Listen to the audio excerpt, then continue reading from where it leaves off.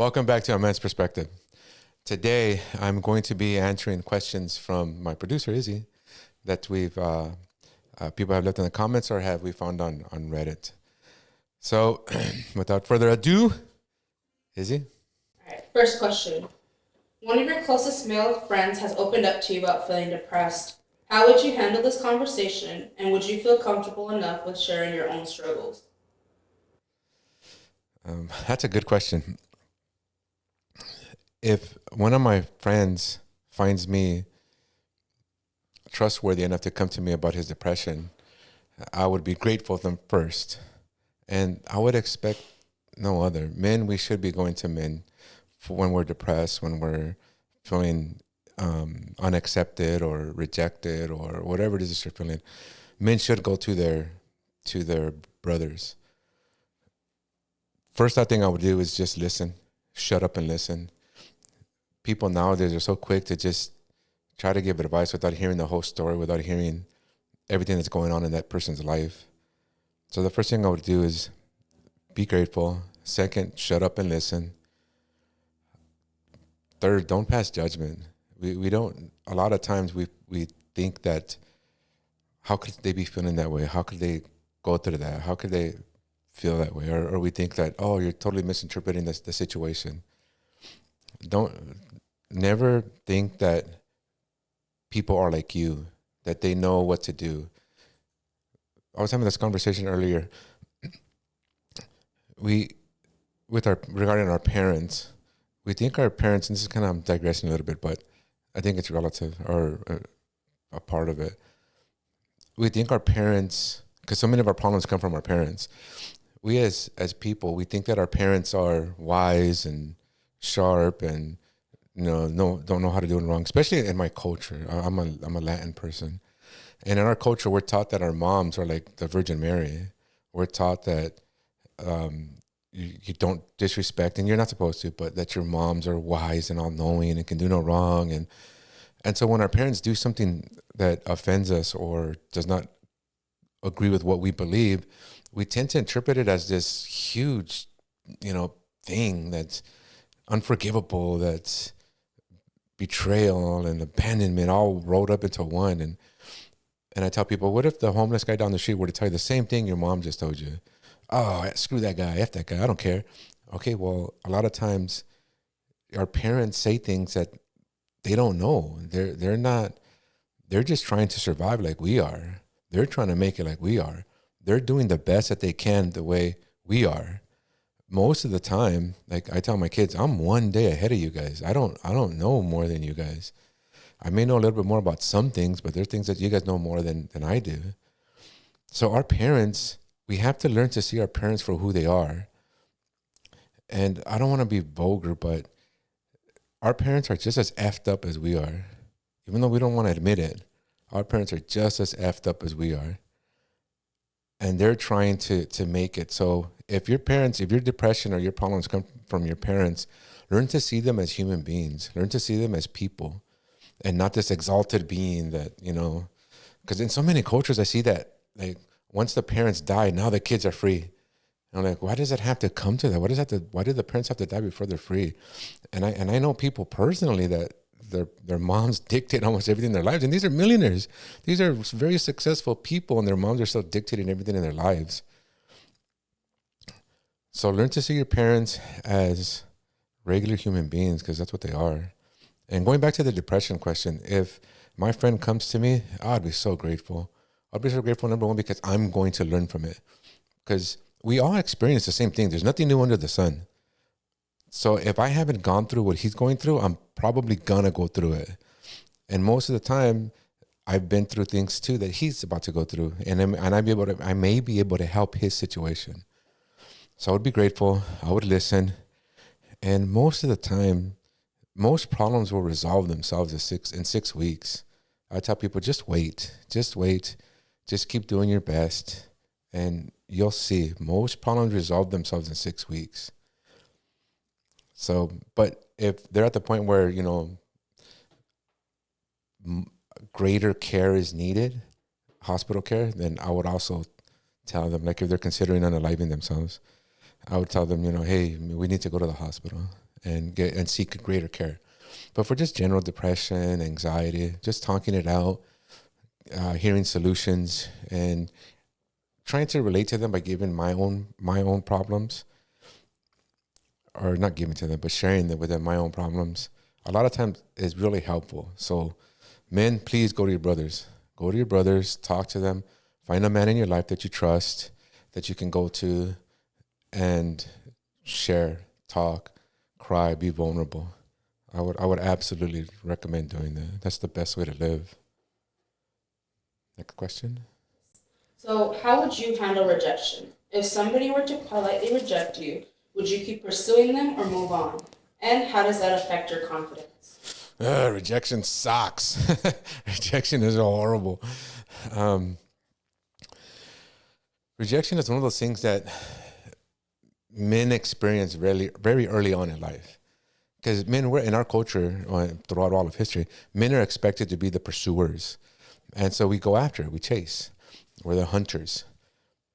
And rejection, especially when it's someone that you really want to get close to, it sucks, it hurts. And it's always going to hurt. The only thing that you can do to kind of, overcome it is just keep moving on. If you get rejected, I would not continue to pursue. It depends on the rejection too, because there's so much gray area. If it's an outright, flat out, no, leave me alone, yeah, you bye. Don't pursue anymore. But there's rejection that you can be like, and I've seen it, I've experienced it, where it's not a true rejection, but it's a little bit busy, or my mom. So that one, I would probably err on the side of caution and not pursue either. But because if someone wants you, let them want you for you.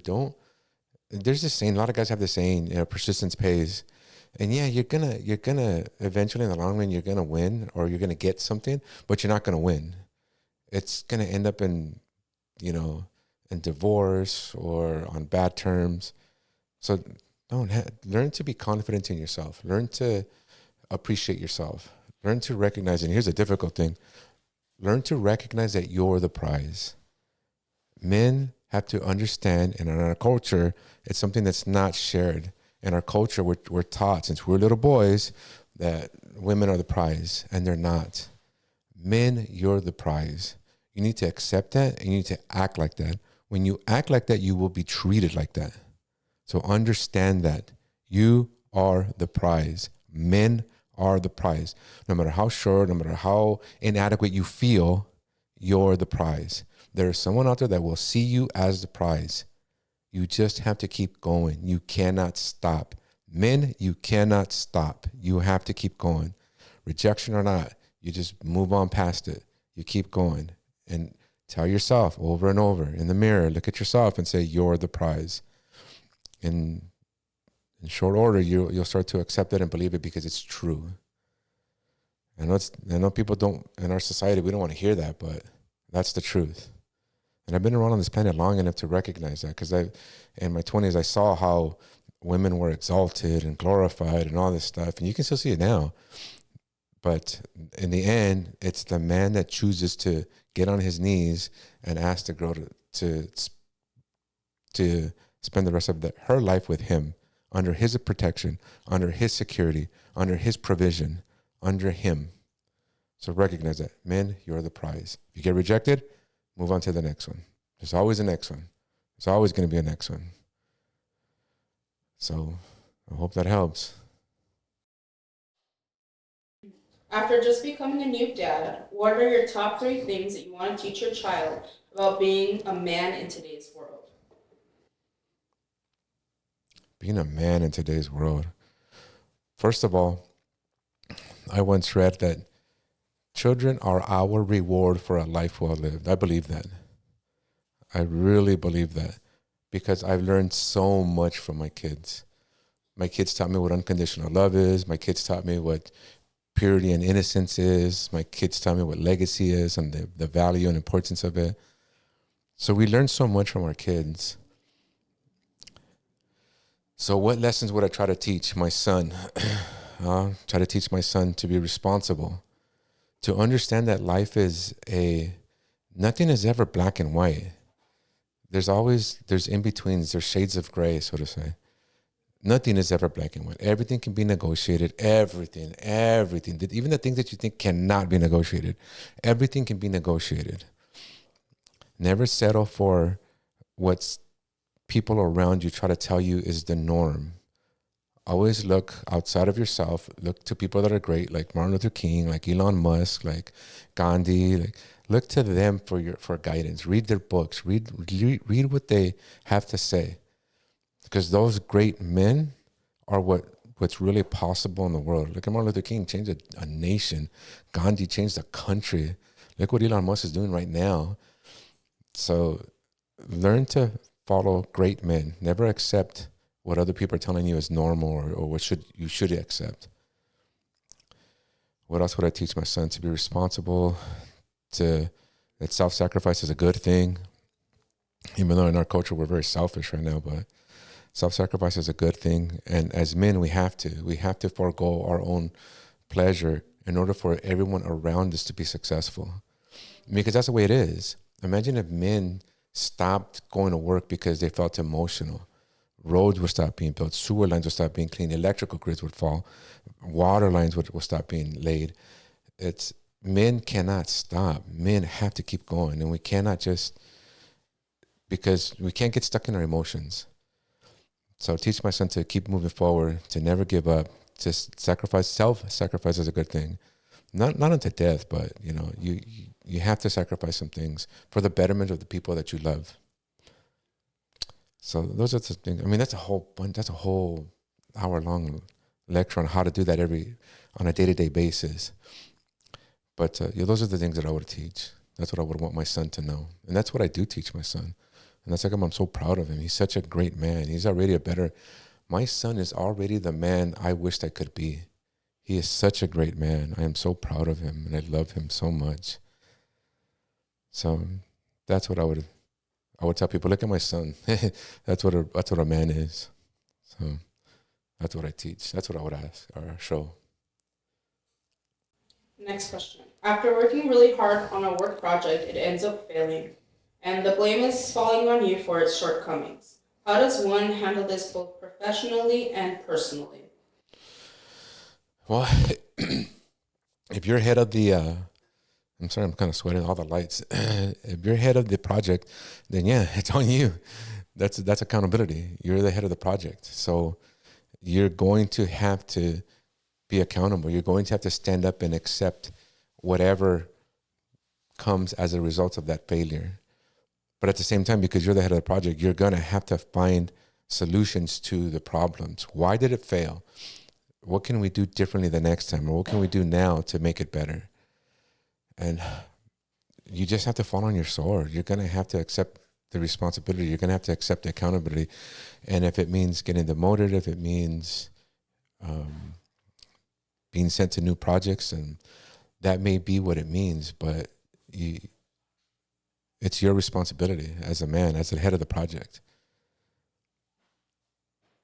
I don't know what else to say about that one. Next one. So how would you celebrate a friend after a big life change?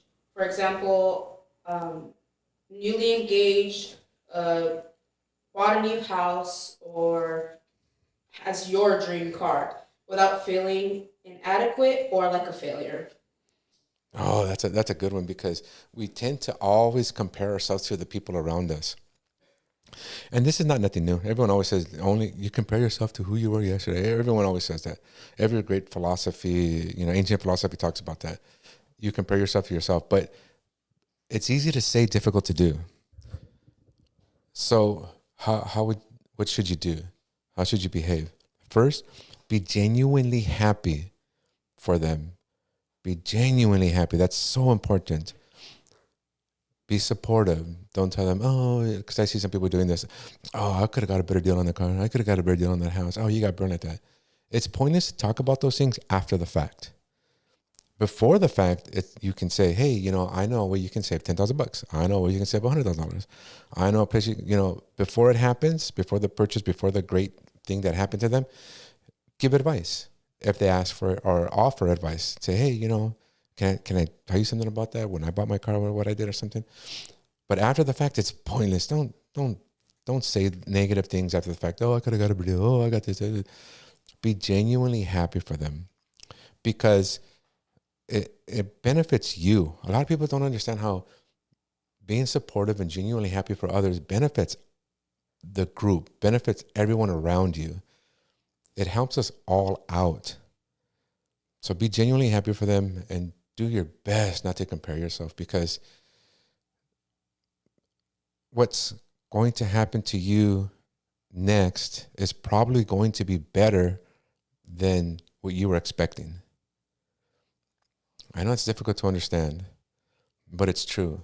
If you're genuinely happy for the people around you and you genuinely love them without judgment, without wanting to see them fail, good things are going to come your way.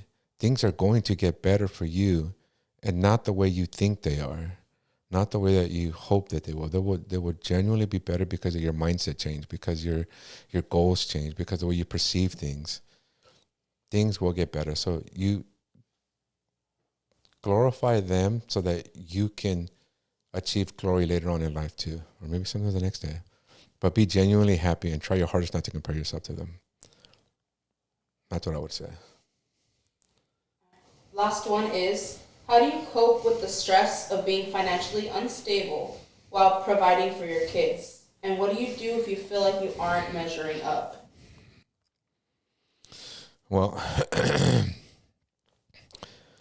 that's a meaningful question, because that's, at least for me in my life, that's how I felt most of my life. You feel like you're not doing enough. You feel like you're not giving enough. You feel like you're not sacrificing enough. You feel like you could do better. Just the way I overcame it, or still do my best to overcome it, is to look around me at the people that I love. How are they suffering, and how have I, and not that you're going to provide a perfect life for everybody, because you're not, but did you make things better for them today than they were yesterday? And sometimes that means letting them struggle. Struggle is not a bad thing. But that feeling of inadequacy, that feeling of not being enough, look at them. Look at the people that you love and see what their life is like. If they have a roof over their head, if they have clothes on their back, hot food on the table, sometimes that's enough. And you have to understand that that's enough. But it's a difficult thing, because all men struggle with this. All men want the best for their kids. All men want the best for their look at our society. Our society is man winning. Our society, men have conquered the planet in order to make their family, their loved ones, safe. Men, we'll live in a box. Men don't care. As long as I can get a woman, we'll live in the box. We don't care. The reason why we lay roads, the reason why we lay sewer lines, the reason why we build electrical grids, the reason why we're out at night in the thunderstorm, when the grid goes down, it's to make our family safe. It's to make the loved ones the loved ones in our lives feel safe, feel secure, feel protected. Men have conquered the planet in the West for our loved ones. So when you feel inadequate, look around you. Look around you, brother. Look at the things that, and maybe you didn't lay the asphalt, maybe you didn't build the skyscraper, but it's men like you that did something. Whether you're the truck driver that delivers the fuel, whether you're the one that dug the ditch for the water lines. Men around you, men like you, conquered the world for the people that you love. So when you feel inadequate, look around you, look at your loved ones, look at the things that men as a whole have done. We've conquered the planet, and not entirely, but most of the planet, for our loved ones. So take comfort in that. Don't beat yourself up. Never beat yourself up, because you're doing your best. Just keep telling the people that you love them, and keep doing your best. Keep showing up the next day. Once the day is over, go to sleep and show up the next day. Tell yourself, I'm going to show up the next day, and I'm going to do my best the next day. That's what I would say. That would be my advice to the men around me. Change your perception. Change the way you feel. Change the way you look at things. Change the way you see your parents. Change the way you see the world around you. And things will get better for you. Love everyone. Respect everyone. Do your best to be there for them too. Because we're all connected. We're all really one. And there's so many ways, whether you consider spiritually or anthropologically, all the our what do they call it? We're stardust. We're all really one. We're all connected. We should all love each other. We should all be there for each other. I know it's hard. It's easy. Like I said, some things are easier said than done like that. But we really are one. We really are here for each other.